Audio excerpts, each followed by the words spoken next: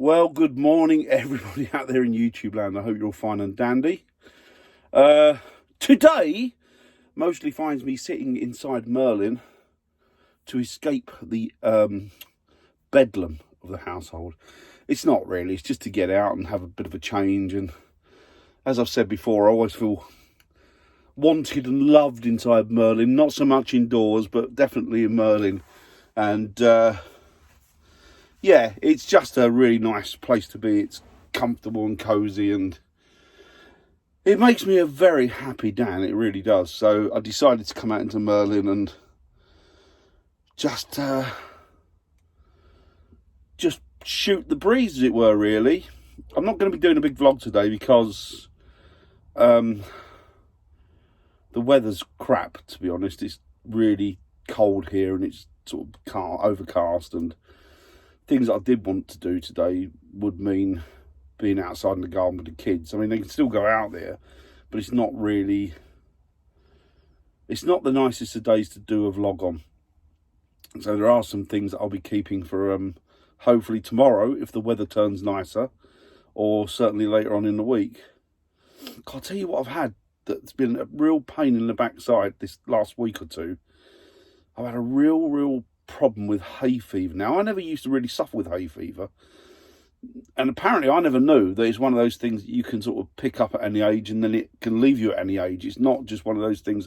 I always thought it was one of those things that people were susceptible to from birth, or they just pick it up as they got slightly old, or they had it for life. I didn't know you could pick it up. But yeah, the last few years I started having runny noses and itchy eyes, and the eyes used to water, and to all intents and purposes, it looked like I've been crying, and sneezing, and sore throats, and basically feeling like I was coming down with a cold or something. And never really knew what it was. And then Hazel had been a long-term sufferer of it.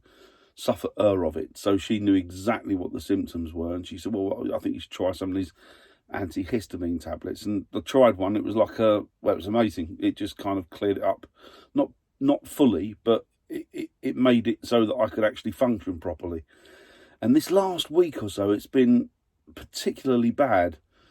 I don't know what the pollen count is. I never really check the pollen count because it doesn't really interest me. I should do, really.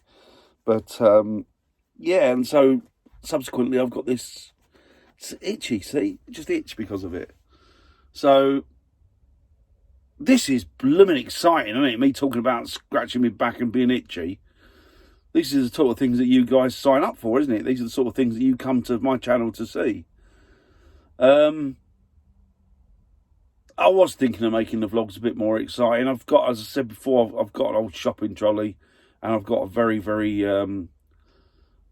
sharply slanted rooftop, and I was thinking of doing a little bit of a jackass and coming off, using Fox's skateboard helmet, and then just coming off the top of the roof in my shopping basket and shouting cowabunga as I came down. But not sure people want to see that. And if they did, that would be a pay-per-view. I'm not getting seriously injured for nothing but money. So yes, I'm that shallow. So I was talking to my friend Damon last night, and shooting a breeze with him, as I quite often do. And I'd spoken to him before about setting up a paranormal podcast, which is something that I'd toyed with the idea of doing. And Damon's great. He's sort of a go-to guy for me. He's really good friend, and really super helpful. And he's been giving me a lot of pointers and ideas, and sort of pointing me in the right direction of how to do it, where to go, and what to do, basically. Because I'm a novice, and Damon, I know that he listens to a lot of sort of paranormal podcasts, and he's the aficionado on it, as far as I'm concerned. So yeah, he's been pointing out different things to me about how to do it, and the equipment you need, and just the general overall things. And he's very kind. He's offered to do a dummy run with me, which I think we're going to do at some point soon. And yeah, it's amazing, isn't it, that I've got so many friends out there that are so helpful and kind, and just go out of their way to help me, and I feel very thankful and honoured that I've got people like that in my life, you know. So I've got Damon, I've got Gary, I've got, you know, Pippa, I've got Keith and Daryl, you know, and they're all good friends, and you know they've sort of they've given me comfort, as it were, through this dilemma that we're in, because it's nice to watch the videos they put up. Sometimes I have a chat with them.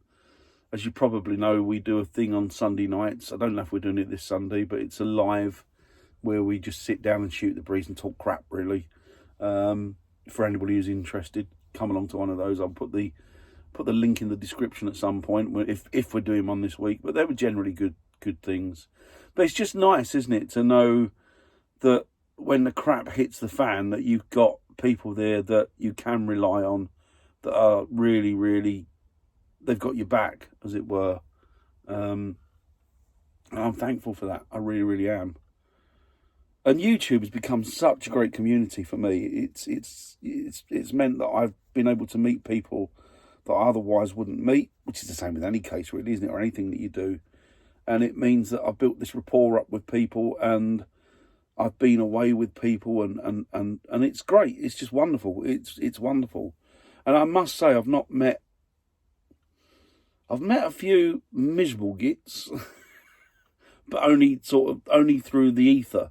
Only on the airwaves, as it were. I've not met them face to face, probably because I chose not to. But yeah, it's nice to know that, you know, there are people that I've gone away with and met, and they're as lovely in person as they are on their vlogs. It's a weird thing being a vlogger. You sort of open yourself up to the world, and you let the world go through the minutiae of your life. But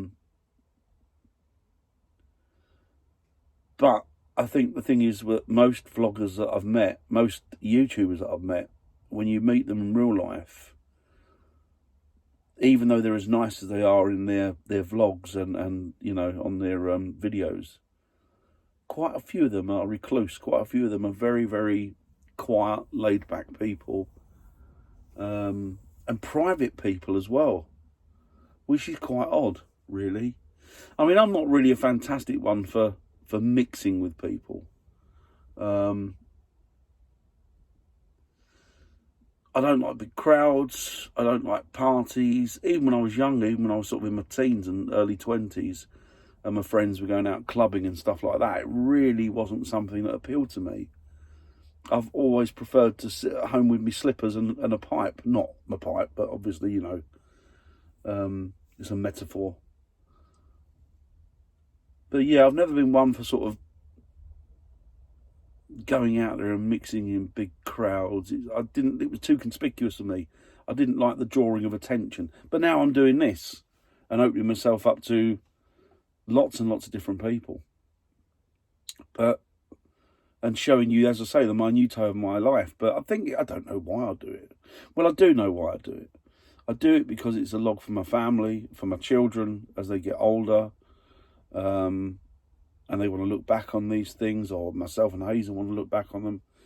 I do it because it builds up a great rapport with other people out there. And it's, to be honest, it's a bloody fun thing to do. Sure, you get people that are negative that show up on your channel. Luckily enough, I've not had too much of that. I've had a couple of people say a couple of things. But you've got to be careful not to judge everybody as a troll, because a lot of people are just coming across with constructive criticism, which is fine, absolutely fine. You know, there's nothing wrong with having an opinion. It's freedom of speech in this country, or it was. A bit contentious, but it's freedom of speech. It's, you know, it's your right to contribute in any way you want, and I'm happy as long as it's not too negative or derogatory. But yeah, it's a very strange state of affairs being a YouTuber, and I don't really... I mean, I'm surprised that Hazel took to it, because Hazel's a very private person. I think I must have just wore her down, really. She probably got sick of it and thought, you know what, just crack on with it. I can't be bothered arguing with you. And now look at her. She's like an old seasoned professional. Yeah, I don't really know. It's an odd thing. As I say, we're private people, most of us, and yet we're quite happy to open our lives up to the world and for all sorts of scrutiny. But I've made a lot of good friends through it, and, you know, that's a fantastic thing. I get to speak to people globally. That's a great thing, you know, to have connection to people worldwide. And it gives you an idea as well how other people's lives are in the world. So I kind of guess it's like just like a library, isn't it, of lives, really, where you can pick and choose what you look at. And it's also nice to know that 99.9% people are exactly the same as you. That not everybody lives in great big mansions. Not everybody drives flashy cars. That most of the people out there are exactly the same as you and struggle from day to day to make ends meet and get by, or just get by, you know. It's kind of comforting to know that you're not the only one that lives that type of life. You know, that you're not the only one that suffers or the only one that has joy. And it's really nice as well when you see people that you like achieve things, because to me it gives me a sense of achievement to see that people that I like are actually doing well out there. That's great. That's wonderful. There's also a lot of sadness on there and a lot of heartbreak, but I think that's just general in life anyway, isn't it? And it does tend to make you appreciate those people around you a lot more than you would have. Here I am, pondering away. See, opening my soul up to you, letting you all in there to have a peruse and a look around and see what makes Dan tick. I'm not that intricate, really. Well, you know I'm not. I'm pretty basic. If I came with an instruction book, it would be like one leaflet, 2 words, plug in. That's it, really. I'm not, you know, you see a lot of people that, or some people you see that, what they call it, they're flexing, I think they call it, with their wealth and with their big cars and that. And at the end of the day, the one thing that I've learned in life is that means nothing. It doesn't mean anything. You know, you can have all the money in the world, you can have all the cars in the world, and as my dad used to say, you will end up in the same place. And that's very, very true. Or as I like to say, we all shit. I don't know. Anyway, I think I've pondered enough now. Things I do for you. Oh, it's like one of those, it's like a psychiatric session, going to a psychiatrist.